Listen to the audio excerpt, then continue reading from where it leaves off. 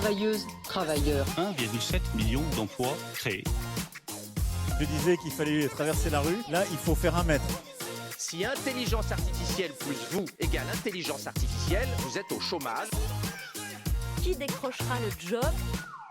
Salut à tous et à toutes et bienvenue dans l'émission Patati et Patata pour un nouvel épisode. Alors juste pour le petit rappel, Thibaut... C'est l'émission qui va chercher l'information RH là où elle se trouve. Précisément là où elle se trouve. Et là, elle se trouve avec Marie-Christine Kameni, qui est donc plus connue sous le nom et le pseudonyme de la Jobsetteuse. C'est ça? Tout à fait, la Jobsetteuse. Comment allez-vous, Marie-Christine? Je vais très bien, merci. Et Merci, très bien. Ravi de vous avoir sur le plateau, d'avoir accepté notre invitation. Alors Marie-Christine, vous êtes créatrice... D'ailleurs, on peut peut-être se tutoyer. On peut se tutoyer. Alors, avec plaisir. d'ailleurs, on se tutoyait juste avant. C'est bizarre. Jérémy, il met C'est un vrai. côté formel. J'ai moi, je suis en rebondi mode après de interview, vous, donc voilà. on peut revenir au Mais tutoiement. ok, avec on revient au plaisir. tutoiement. Marie-Christine, tu es créatrice de contenu avec plus de 40 000 abonnés sur TikTok. Ah ouais, quand même. Hein. Tu partages des conseils sur la thématique de l'emploi sur les réseaux sociaux Ouais. en t'adressant particulièrement aux personnes en recherche. Donc toi, tu cibles les candidats. Est-ce que tu peux nous expliquer ton parcours et ce qui t'a amené finalement à créer la Jobsetteuse? Ok, donc très bien. Donc moi, je suis Marie-Christine Kameni, donc comme vous l'avez présenté. Je suis arrivée en France donc à mes 17 ans, donc pour continuer mes études post-bac. Et donc j'ai rejoint une école de commerce, donc parcours classique, à l'issue de laquelle donc j'ai obtenu un diplôme en corporate finance, donc finance d'entreprise. Et donc j'ai commencé ma carrière au sein d'un cabinet d'audit et de conseil. Ok. Donc EY pour ne pas le citer. Et au fil de mes études, donc je rencontrais des étudiants plus jeunes qui rencontraient des difficultés, que ce soit pour intégrer des écoles de commerce. Donc c'est vraiment parti de là initialement. Puis pour tout ce qui était insertion dans le monde professionnel. Donc c'est comme ça que d'ami en ami, je me suis retrouvée en train de partager des conseils ça et là. Et puis... Ça et là. On le dit pas assez. Non. C'est vrai. Ça, c'est l'influence du Sénégal. On apprend du français très littéraire, c'est vrai. Et c'est vrai. ça Et fait c'est- du bien. Et c'est d'ailleurs vrai, ça quelque fait chose du bien. qu'on a relevé quand je suis arrivée en France et j'ai dû me remettre dans la vague, essayer d'apprendre à parler un peu comme... Non, mais Comme tout le monde. Mais non, ça c'est fait du vrai. bien. Mais ça fait du bien parce que c'est comme ça qu'on parle. Et Eh moi, oui, j'ai bien réappris sûr. à parler comme ça au Canada. Parce que c'est exactement la C'est même vrai chose. Oui, Où il s'applique à avoir des formulations de phrases françaises qu'on n'utilise plus. c'est vrai. C'est vrai. Donc on le souligne et c'est très bien. Et Ah ça bah, m'a aidé justement pour Bien tout ce sûr. qui était entretien d'embauche parce Ouais. que c'est important de parler un Mais peu bien Par contre, au français. Sénégal, on dit pas la pâte à Qui- mâcher. Hein. Non, On dit le ça, chewing-gum. Ça, c'est au Canada. non, ça, j'ai pas la ref, non. Au Canada, ils disent ça. Il n'y a aucun anglicisme. Ils ne peuvent pas dire C'est marrant. garer une voiture ou D'accord. parking. Ils disent parquer le char. Ouais. Bon, Ok. bref, on va pas faire... C'est- il y a On rien pourrait de faire français toute dans une tout ça. émission là-dessus. Donc, Marie-Christine, tout au long de cette émission, Mhm. on va avoir plein de petits mini-jeux, 3 mini-jeux, D'accord, pour desquels tu vas pouvoir t'exprimer, notamment la fin, la carte blanche, ok. pour pouvoir t'exprimer sur tous les sujets de ton choix qui te tiennent à cœur. Donc peut-être développer cette partie-là, mais finalise sur ce que tu disais au sujet de ton parcours et qui t'a amené justement à créer la Jobsetteuse. D'accord. Donc, je me rends compte finalement qu'il y a énormément de demandes. Je me fais pas mal interpeller. Et en novembre 2022, donc, je décide de me lancer sur les réseaux sociaux avec en fait pour objectif donc, de partager ma connaissance au plus grand nombre et de démystifier finalement l'entretien d'embauche, montrer que c'est possible et que finalement c'est même beaucoup plus Mais simple donc qu'on rien le à voir croit. avec la finance. Donc rien à voir avec la finance. Mais c'est par quelque rapport à chose- ton expérience. Tout à fait. Ok. Donc, je le faisais vraiment en parallèle de mon travail. Donc, une activité totalement bénévole à laquelle je prenais plaisir, tout simplement. Super. C'est parti alors pour l'émission Patati et Patata.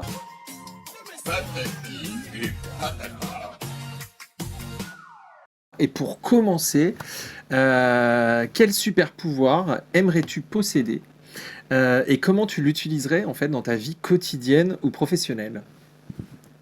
Quel super pouvoir. J'aimerais parler beaucoup plus de langues que je Ah ouais. parle. J'adore les langues. Je parle aujourd'hui 4 langues même. et j'aimerais bien... Toutes littéraires. Ah, c'est là, c'est surprenant quand même. Pas tout littéraire. C'est du Alors, zéro faute partout. Oh si, seulement, mais non. mais effectivement, oui, j'adore les langues et je pense que c'est quelque chose de très fort parce que ça permet de créer du lien. Lorsqu'on parle plusieurs langues et lorsqu'on arrive à parler les langues d'autrui, je trouve qu'il y a tout de suite une barrière qui se brise. On arrive à créer un lien qui est beaucoup plus fort. Et c'est quelque chose que j'ai adoré, que j'ai d'ailleurs constaté au cours de mes échanges. J'ai fait un échange en Amérique latine et le fait de parler espagnol, de faire cet effort, tout de suite, il y a quelque chose qui se crée et je trouve ça très fort. Oui, c'est clair. Bah, ça rejoint le RH, hein, la notion d'humain et de relation, mais ça fait partie. Tout à fait. C'est l'heure de la patate folle. Donc pour ce premier mini-jeu, Marie-Christine, on va te poser une question qui est générée par l'intelligence artificielle que tu vas voir sur le petit écran. Ouais. Quelle astuce particulière conseillerais-tu pour aborder de manière efficace la question « Parlez-moi de vous » au cours d'un entretien? Je dirais... Question Non. qu'on a souvent. Hein, Oui, c'est vrai, c'est une question C'est qui très revient large. souvent et qui est très large. Et qui est Et qui casse-gueule. qui est casse-gueule et qui est extrêmement importante parce que c'est vraiment la mise en bouche, donc Bien sûr. C'est ça. ça permet de s'introduire et de me donner un peu le ton de l'entretien. Et donc l'astuce que moi j'ai appliquée, ce n'est pas d'apprendre par cœur, mais on se rapproche de ça parce que c'est un pitch concrètement. Ouais, il faut Donc un pitch, il faut le connaître et il faut surtout bien le structurer. Donc peut-être de prévoir en fait la structure. Donc se dire je commence par mon nom, mon prénom, mon origine par exemple. Enfin voilà des détails en lien, des détails assez personnels. Puis ensuite venir sur la présentation de ce qu'on fait aujourd'hui, si on est étudiant en recherche d'emploi. Enchaîner peut-être avec ce qu'on a fait par le passé. Enfin donc remonter à ses études, à ses expériences professionnelles précédentes et terminer finalement par Ce qui nous ce concerne. qui nous amène à nous se amène. présenter aujourd'hui devant le recruteur. Super. Donc, Parfait. On va passer maintenant au Patata Top 3. C'est le mini-jeu, le deuxième mini-jeu RH, Marie-Christine. Alors, dans cette rubrique, tu dois nous partager tes 3 conseils, hyper concis. Si tu avais 3 conseils rapides à donner aux candidats. Alors, tu as dû déjà les donner finalement dans le désordre sur toutes tes stories, mais l'idée là, c'est d'en donner 3 qui te tiennent véritablement à cœur. Et qui reviennent à chaque fois, quoi. Enfin, tes 3 conseils à des candidats. D'accord, ok. La première chose, c'est faire énormément de recherches sur l'entreprise. Je pense que c'est fondamental. Comprendre. Et au-delà de comprendre ce que l'entreprise fait, comprendre quelle est la culture de l'entreprise. Parce que c'est quelque chose qui permet vraiment de se démarquer des autres candidats. Le deuxième point, je dirais, c'est la préparation. Donc, prévoir une histoire, un exemple pour chaque élément qu'on présente sur son CV. Et le dernier point, et pour moi, qui est très, très important, c'est de rester soi-même. On ne joue pas un jeu en entretien d'embauche, on est soi-même. Et de ne pas sous-estimer le fait que sa différence peut finalement être une force. Bien sûr. Et beaucoup trop de gens ont tendance à Authentique sous-estimer. alors presque derrière. Authentique, rester soi-même, tout en bien sûr respectant les codes de l'environnement dans lequel Te survends pas etc. parce que sinon tu vas galérer après en Reste- Bah, ça va finir par humble. ressortir. Donc, C'est quelque chose qui se ressent très vite. Et Ok. c'est universel. Et c'est exactement universel, et dans toutes les langues. Parce que c'est vrai que On va rester là-dessus. Bravo. Et maintenant, direction notre 3e mini-jeu RH, le Patati Story. Alors Marie-Christine, on aimerait que tu nous partages une anecdote sympa. C'est mieux, mais peu Sympa ou pas importe. sympa. Hein, ouais. Sympa ou pas sympa, une anecdote ou un moment inspirant de ta carrière, de ton parcours, en tant que créatrice de contenu, En tant que créatrice de contenu, Ouais.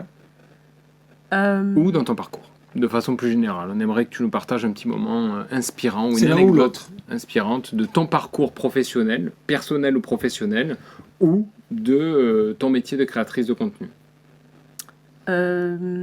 D'accord. C'est un peu difficile comme question. Je dirais Il y a peut-être eu des Une moments anecdote avec charnières des où- gens que tu as eu peut-être en tant que créatrice de contenu sur...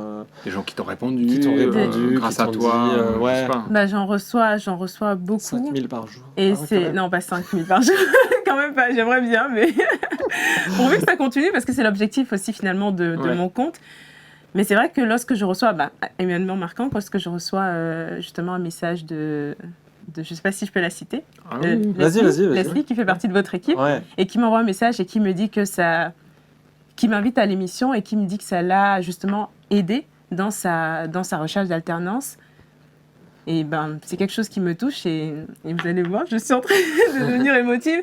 Mais c'est vrai que avoir des retours concrets et de me Ouais. dire que ce que je partage, Ça, ça sert, Ouais. ça a de l'impact, C'est ça n'a pas vachement- de prix en fait. Ouais, bien sûr. Ça n'a pas de prix. Et parce qu'en fait, très vite, quand je me suis lancée, je me suis dit, mais est-ce que j'ai la légitimité, etc.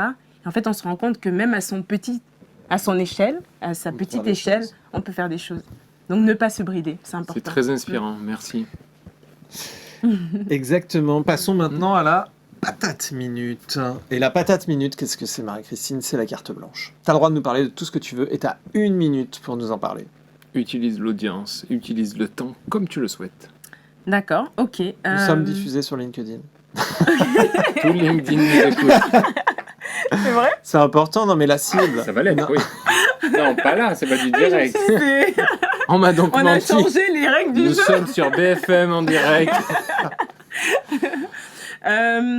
Alors, aujourd'hui, donc, je quitte le monde du salariat. Ah. Donc, pour me lancer à mon compte, je lance avec ma cofondatrice Cognito, donc, qui va être une entreprise de conseil pour accompagner les petites entreprises. Donc, avant, je travaillais avec des grandes entreprises. Ouais. Et là, l'objectif, c'est de me rapprocher des plus petites entreprises et de les accompagner donc, sur tout ce qui est stratégie commerciale. Donc, c'est vraiment mon associé qui a cette casquette-là. Et stratégie digitale. Voilà, donc pour accompagner les entreprises à finalement vraiment capitaliser sur ces leviers-là qui sont très actuels. Donc et- sur du conseil. Sur du conseil. Je reste sur le conseil, j'adore le conseil. Eh bien écoute, on te souhaite beaucoup de réussite. Je te souhaite plein de belles choses, c'est super inspirant et c'est bien aussi pour les candidats qui nous regardent de voir qu'on peut faire ce que l'on veut quand on a envie. C'est facile à dire, c'est une phrase toute faite, mais en tout cas c'est très inspirant. Merci pour ton parcours. Merci. Merci pour ton partage. Mais je vais peut-être juste compléter. Non, c'est trop tard. Donc, juste, je précise un truc parce que c'est quand même en lien avec ce que je fais aujourd'hui. C'est que donc sur le volet digital, je ne l'ai pas dit, donc il y aura 3 volets. Donc accompagner les marques sur tout ce qui est notoriété, D'accord. sur tout ce qui est conversion, en utilisant justement les canaux des réseaux sociaux que je pratique maintenant depuis un petit moment. Et le dernier point, c'est les accompagner aussi sur tout ce qui est marque employeur. Donc utiliser le levier du digital, Et donc, pour justement pour renforcer sa marque employeur. eh bien, Donc on on s'appelle sera le ravis de travailler ensemble alors sur les Exactement. parties de marque employeur. On espère te recroiser très vite. Merci avec beaucoup plaisir. Marie-Christine. Merci beaucoup À pour bientôt. l'invitation. Au revoir. Travailleuses, travailleurs. 1,7 million d'emplois créés. Je disais qu'il fallait traverser la rue. Là, il faut faire 1 mètre. Si intelligence artificielle plus vous égale intelligence artificielle, vous êtes au chômage. Qui décrochera le job